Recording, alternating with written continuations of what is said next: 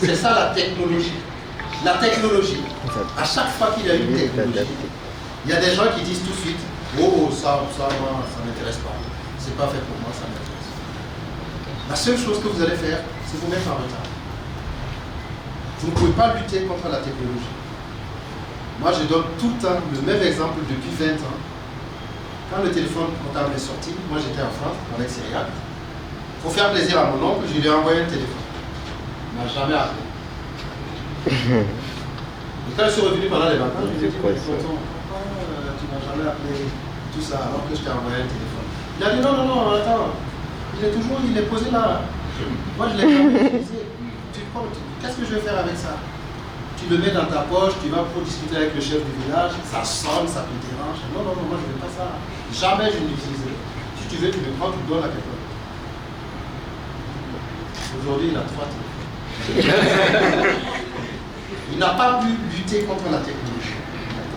Au début, en 1983, le Burkina Faso a créé une société d'informatique qui s'appelle le Sénatrain. C'était pour l'administration. Hein? Ils ont eu du mal à pénétrer l'administration parce qu'il y a des gens qui disaient l'ordinateur va nous voler notre emploi, on n'en veut pas. J'ai discuté avec le chef de projet. Il me dit que certaines fois, quand il rentrait dans son bureau, il trouvait des têtes de chien, des pattes de poulet, des trucs pour l'impressionner parce que les gens n'en voulaient pas de la technologie. Mais c'est peine perdue. Aujourd'hui, vous voyez qu'on est en train de digitaliser toute l'administration. Donc, on ne peut pas lutter contre la technologie. Celui qui lutte contre la technologie, 1, il perd son temps. 2, il se met en retard.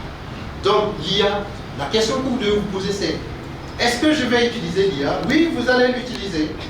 D'ailleurs, vous n'avez pas le choix, vous l'utilisez déjà. Quand vous utilisez le GPS,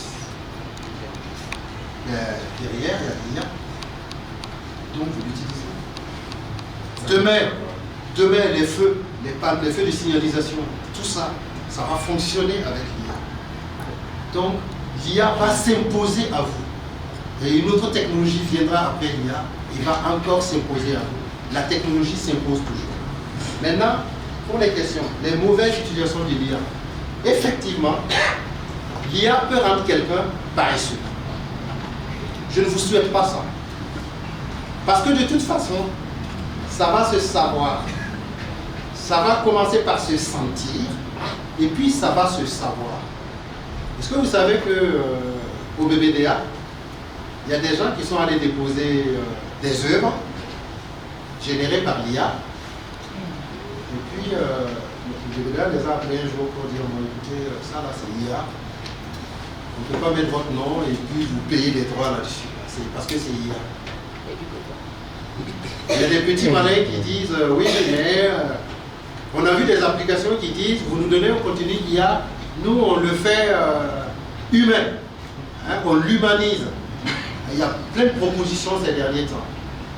En gros, ça veut dire que vous pouvez plagier quelqu'un et puis nous, on va nettoyer les traces du plagiat pour en faire un document authentique. Bon, faites attention à ça. Donc, les mauvaises utilisations de l'IA, c'est d'abord que ça rend paresseux. Et puis l'IA utilisée, c'est toutes les technologies sont toujours utilisées par les mauvaises personnes. D'ailleurs, ce sont les mauvaises personnes qui maîtrisent mieux les technologies et plus rapidement. Vous pouvez être sûr que le brouteur aujourd'hui, il maîtrise mieux l'IA que vous. C'est comme ça. C'est comme ça.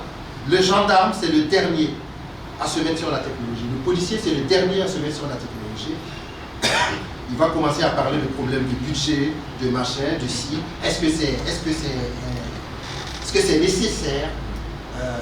Ça ne nous empêche pas de travailler. Nous, on a toujours travaillé comme ça. Blablabla. Bla, bla, bla, bla. Pendant des années, ils vont tenir des faux discours. Pendant ce temps, les délinquants vont prendre une longueur d'avance en utilisant les technologies. Donc, moi, je suis expert en cybersécurité. Ben, aujourd'hui, les attaques, ils utilisent l'IA. Et ils sont très efficaces quand ils utilisent l'IA. Heureusement qu'un expert en cybersécurité peut aussi utiliser l'IA pour contrer des attaques. Donc, si l'un des deux se dit c'est pas pour moi, ben, il aurait perdu son temps et il aurait perdu d'énormes possibilités. Est-ce que si tout le monde se met à utiliser l'IA, les contenus ne seront pas uniformes? Je ne crois pas, parce que ce qui va faire la différence, ce sont les prompts. Maintenant, vous allez me dire, quand tout le monde va se former et que tout le monde va savoir faire des bons prompts, est-ce que les contenus ne seront pas uniformisés? Non, il y a toujours